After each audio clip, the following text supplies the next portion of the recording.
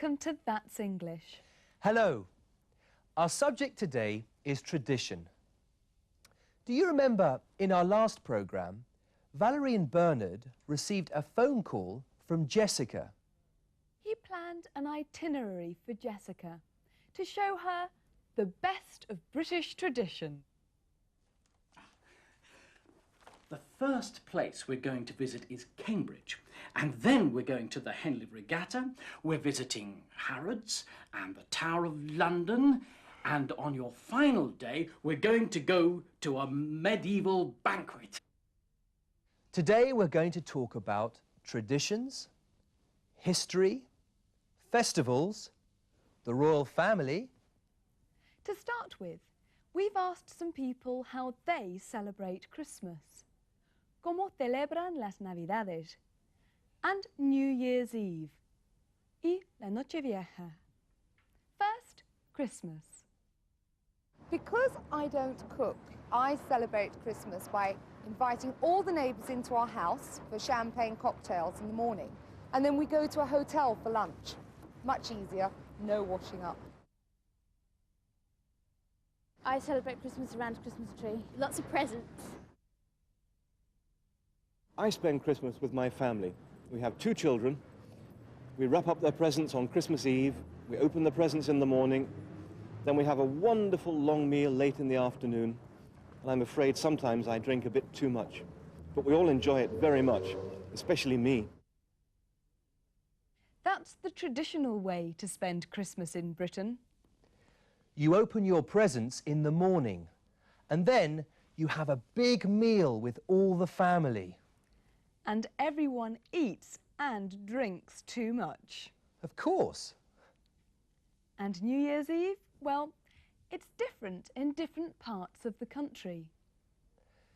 The one thing that everybody does is to sing Auld Lang Syne at midnight.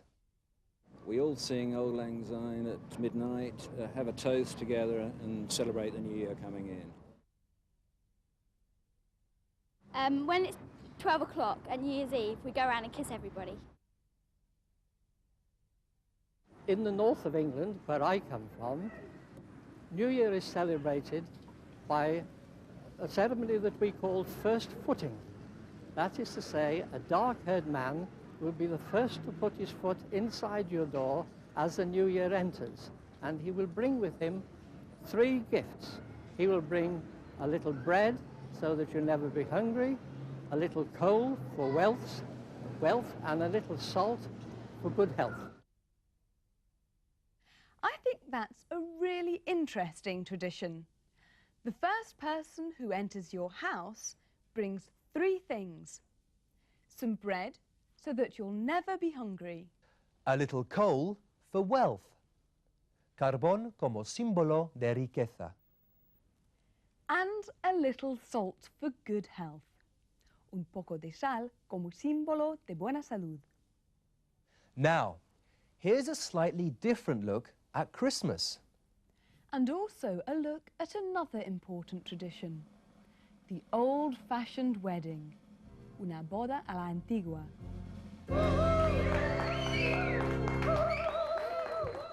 Oh, I love the British traditions, don't you? Yes, I've just come back from a traditional British holiday. Yes, it was very traditional. We went to Spain. We had a traditional British holiday in Spain. Oh, thank you, madam. Yes, traditions. My family, who are very traditional, always do the same thing every Christmas. First, we always go to church on Christmas morning. Second, we always have a big dinner, roast turkey with cranberry sauce. Third, we always watch the Queen's speech, which is on television in the afternoon. Fourth, we always play silly games in the evening. I really like Christmas, but there's one Christmas tradition which I don't like. I always spend too much money on presents. My wife and I had a wedding that was very old-fashioned, very traditional. She looked beautiful, dressed all in white. I said to her afterwards, "Well, did you enjoy the wedding, dear?"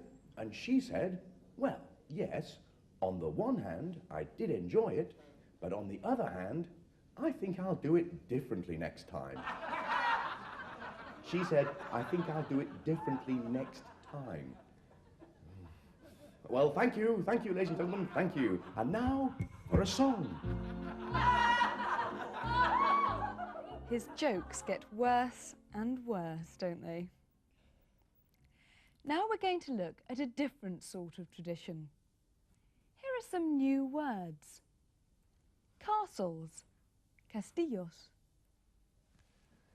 Medieval knights, caballeros medievales.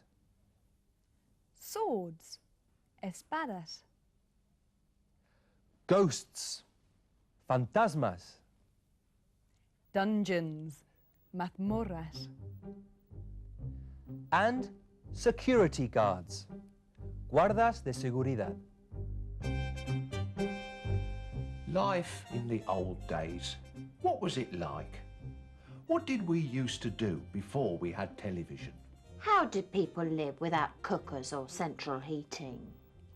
Last weekend, we took the family to Oldfield Castle to find out. Oldfield Castle is educational and fun. We learned about the people who lived in the castle many years ago. We spent the whole day there. Jane and John, who are our children, really enjoyed it, didn't they, darling? Oh, yes. There was a big festival at the castle. There were actors who were dressed up as medieval knights. It was so educational, and our children learnt a lot about British traditions, didn't they, darling? We saw a kitchen which was 400 years old. Yes, Jane was interested in the demonstration of medieval cooking. John was more interested in the swords. They used to fight with swords in the old days. But Jane didn't like John hitting her with a sword. No. Jane was very interested in the clothes that the women used to wear. She wanted to know why they didn't wear jeans. And they said that there's a ghost at the castle. At night, a woman who has her head under her arm walks around the castle. Yes, and then John tried to cut off Jane's head with a sword. But luckily, Daddy was able to stop him. We saw the dungeons which they used in the old days. And Jane locked John in the dungeon. The security guard who worked there was very angry. But it was educational. And Oldfield Castle has a shop. We had to buy the children lots of things in the shop. Postcards and flags, books, pencils, rubbers and notepads. It was educational, but rather expensive. And on the way home, we stopped for a traditional English cream tea, which was delightful. Until Jane was sick in the car. Oldfield Castle is fun for the whole family. No, not the whole family. We're going to Oldfield Castle again sometime, but we'll leave Jane and John at home. Well, I enjoy going to castles and palaces. I think it's fascinating to see how people used to live.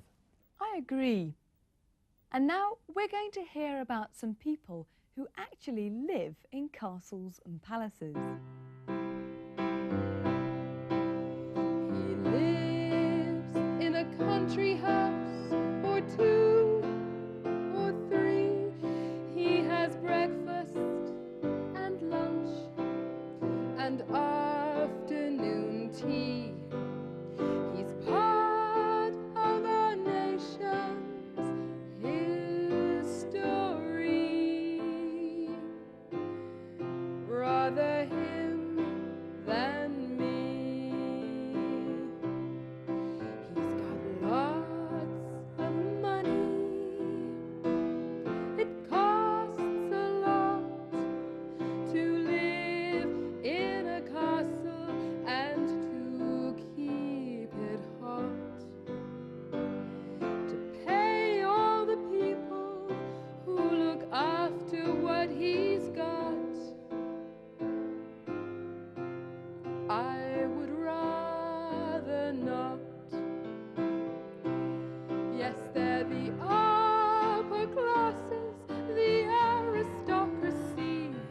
not middle class or working class like you or me. We go round their stately homes to see our history. They're the British upper classes, the aristocracy. They're the British upper classes, the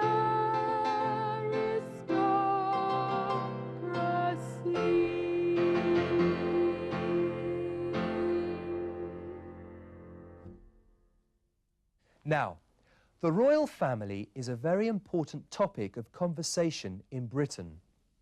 There are some people who think that we shouldn't have a royal family and that Britain should be a republic like France and Germany. We asked some people this question. Do you think that Britain should have a royal family? Yes, I think Britain should have a royal family. It's good for the tradition of the country. It attracts tourism, which brings money into the country and jobs for the people. I think we should have a royal family. I think it's part of our tradition, our heritage, and I don't think we should lose them. I think Britain shouldn't have a royal family because they take up too much money.